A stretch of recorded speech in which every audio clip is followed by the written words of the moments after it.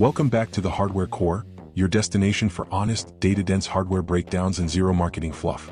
You can spend $2,000 on a GPU and plug it into a monitor that turns that investment into a mediocre experience. It happens more often than you'd think, and it happens because most people spend hours researching their graphics card and 30 minutes picking their display.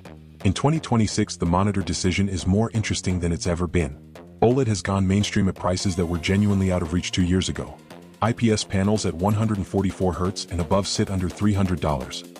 And the old argument that wireless and OLED meant compromising on something real has largely stopped being true. Today we break down the GPU to resolution pairing logic you need before you buy anything, which panel technology actually matches your game library, and the specific picks worth spending money on from budget to premium. Here's the rule that prevents the most expensive monitor mistake most builders make. Your GPU determines your resolution target. Your resolution target determines your monitor. In that order, every time. If you're running a budget GPU like the AMD Radeon RX 9060 XT or the NVIDIA GeForce RTX 5060, your target is 1080p at 144 Hz or 1440p at 144 Hz. These cards deliver smooth, playable frame rates at both resolutions when expectations are calibrated to the hardware. A 240 Hz 1440p OLED panel does not make sense at this GPU tier. You can't feed it consistently enough to justify the premium. If you're running a mid-range card like the NVIDIA GeForce RTX 5070 or the AMD Radeon RX 9070 XT, this is where 1440p at 165 to 240 Hz becomes the sweet spot. These cards hold well above 144 frames per second in most current titles at 1440p, and a high refresh panel puts that headroom to work. If you're running a flagship card like the NVIDIA GeForce RTX 5070 Ti or RTX 5080, you've earned a 1440p 240Hz OLED or a 4K 144Hz panel. At this tier, 1080p is genuinely wasteful. 4K only makes real sense on screens 32 inches and larger. Below that threshold, 1440p gives you sharper pixel density on a 27-inch screen than 4K on a screen that's too small to resolve the difference at a normal viewing distance. Panel technology shapes how a monitor actually looks and feels to use, and the right choice depends heavily on what you play. IPS panels offer the best balance of color accuracy, response time, and viewing angle for the money in 2026. Modern fast IPS variants hit 1 millisecond gray-to-gray response times and deliver color that's worth looking at. If you spend time across AAA titles, competitive shooters, and general desktop use in equal measure, IPS is the safe default. The downside is contrast. IPS panels typically hit around 1000 to 1, which means dark scenes look gray rather than black.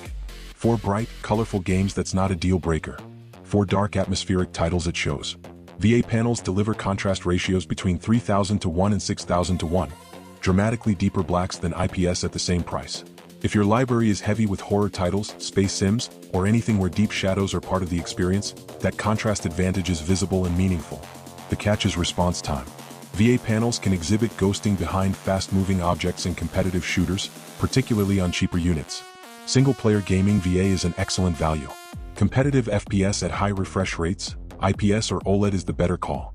OLED is the headline story for gaming monitors in 2026. Each pixel generates its own light and switches off completely for black, effective infinite contrast. Response times are near instant at around 0.1 milliseconds. Motion clarity in competitive shooters is visibly superior to even the best IPS panels. Burn-in concerns are real but shrinking. Modern OLED gaming panels include pixel shifting and automatic brightness management that makes burn-in a non-issue under normal gaming use. The remaining legitimate reasons to skip OLED are budget constraints and very bright rooms. High-brightness IPS panels can get significantly brighter in full-screen daylight conditions than current OLEDs. If your setup is in a room with direct sunlight hitting the screen, factor that in. 4 specific picks across the major gaming tiers. At the budget tier for 1440p, the LG UltraGear 27GP850-B. Around $260 to $280. Nano IPS panel, 180 Hz, 1 millisecond gray-to-gray, G-Sync compatible and FreeSync Premium Pro. Broad GPU compatibility, accurate out-of-box color, and USB-C with 65 watts of power delivery. This is the safe, reliable recommendation under $300 for most gaming builds. Works with every GPU brand without compromise. For competitive 1080p gaming, the Asus TUF Gaming VG259QM. Around $220 to $250. Fast IPS, 280 Hz, G-Sync compatible and FreeSync Premium. If Counter-Strike 2, Valorant, or Apex Legends dominate your gaming time and maximizing frames per second is the priority, 280 Hz at 1080p is the competitive sweet spot. The visual difference between 144Hz and 280Hz in fast-paced shooters is perceptible and real. For the best mid-range 1440p step-up, the Asus TUF Gaming VG27AQM1A, around $320 to $360. Fast IPS 270Hz. For mid-range GPU owners who can sustain high frame rates, 270Hz at 1440p gives you the high refresh competitive experience at a price that doesn't require the OLED premium. And for the OLED tier, the LG 27GR95QEB, around $550 to $650. OLED 2440p, 240Hz, 0.1 millisecond response. Infinite contrast, instant response, and 240Hz at 1440p delivers a gaming experience that no IPS monitor at any price can replicate. If you're pairing this with an RTX 5070 Ti or RX 9070 XT, this is where the display investment makes sense. Pairing it with a budget GPU is throwing money at the wrong component. Drop a comment below. What resolution and refresh rate is your current setup running at, and what GPU are you pairing it with? Hit subscribe for more honest, data-dense hardware breakdowns every week. This is the Hardware Core. See you on the next upgrade cycle.